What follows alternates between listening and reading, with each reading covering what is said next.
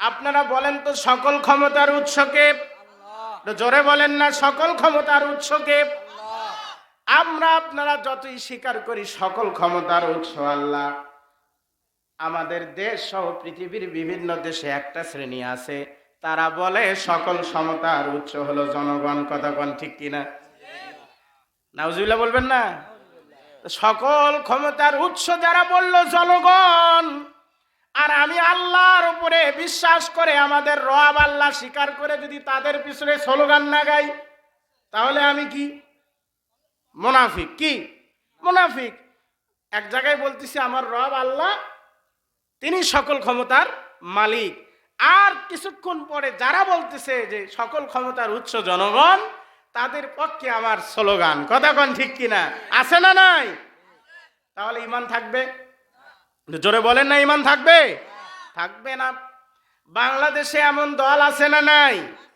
মুসলমান দাবি করে, হাজি দাবি করে, সমাজের মাতাব্বর দাবি করে, 5 ওয়াক্ত নামাজ জামাতে পড়ে, সকাল সন্ধ্যা তাসবিহ তেলাওয়াত করে, অথচ যারা বলে সকল ক্ষমতার উৎস জনগণ, তাদেরকে সাপোর্ট করে। কথা কোন ঠিক কিনা?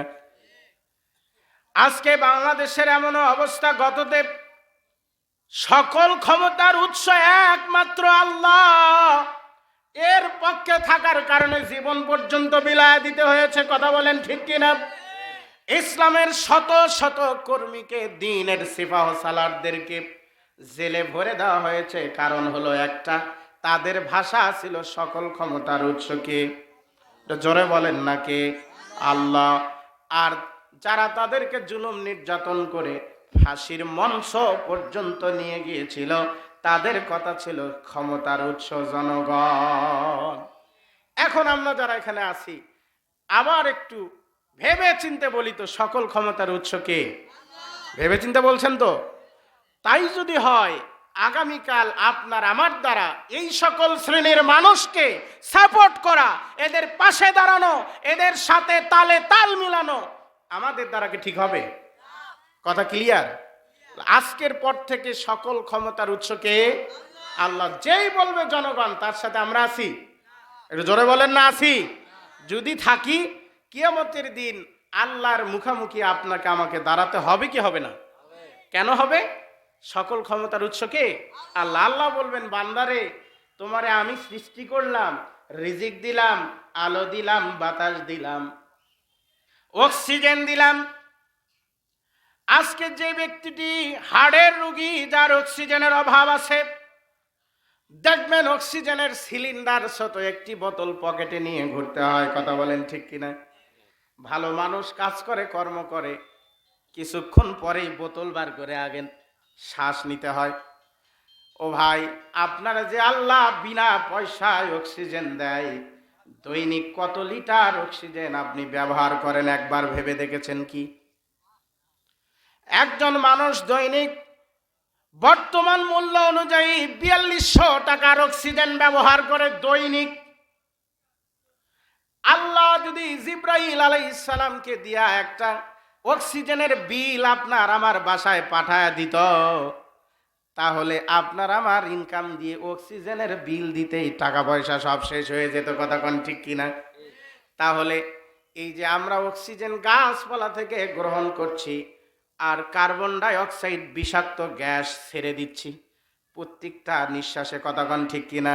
এই বিষাক্ত গ্যাস রিফাই করতেছেন কে? জোরে বলেন না কে? সে আল্লাহ।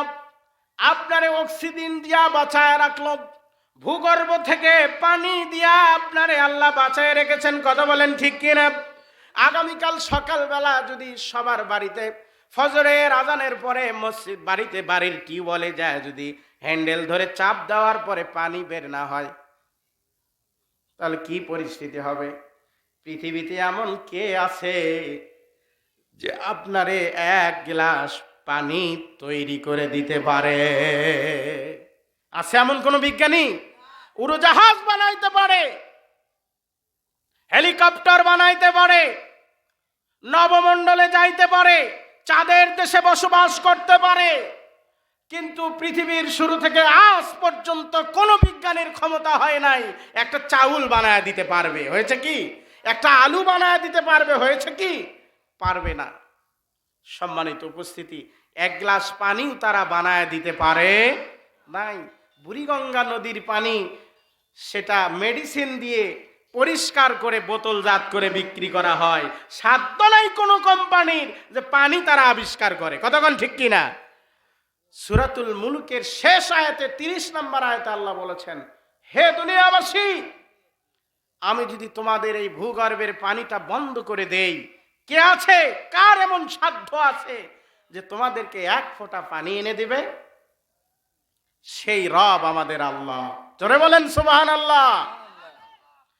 তিনি বলতেছেন, সুম্মাস্তাকামু তাতানাজ্জালু আলাইহিমুল মালাইকা, যারা আমি রব আল্লাহ এই কথার উপরে ইস্তিকামাত থাকে, অবিচল থাকে, তাদের কাছে আমি অবতীর্ণ করে দেই মালাইকা, একদল ফেরেশতা। তাতানাজ্জালু আলাইহিমুল মালাইকাতু আল্লা তাখাফু ওয়ালা তাহজানু ওয়া আবশিরু বিল জান্নাহ। ওই ফেরেশতারা ওই ব্যক্তিদেরকে সুসংবাদ দিতে থাকে, ও আল্লাহর বান্দারা, তোমাদের ভয়ও নাই, চিন্তাও নাই, তোমরা বিচলিত হইও না। তোমাদেরকে আল্লাহ রব্বুল আলামিন যেই জান্নাতের সুসংবাদ দিয়েছেন, তোমরা যদি এভাবে তোমাদের জীবন পরিচালিত করো, মারা যাওয়ার সাথে সাথে আল্লাহ তোমাদের সেই জান্নাতের অধিবাসী বানায় দিবেন।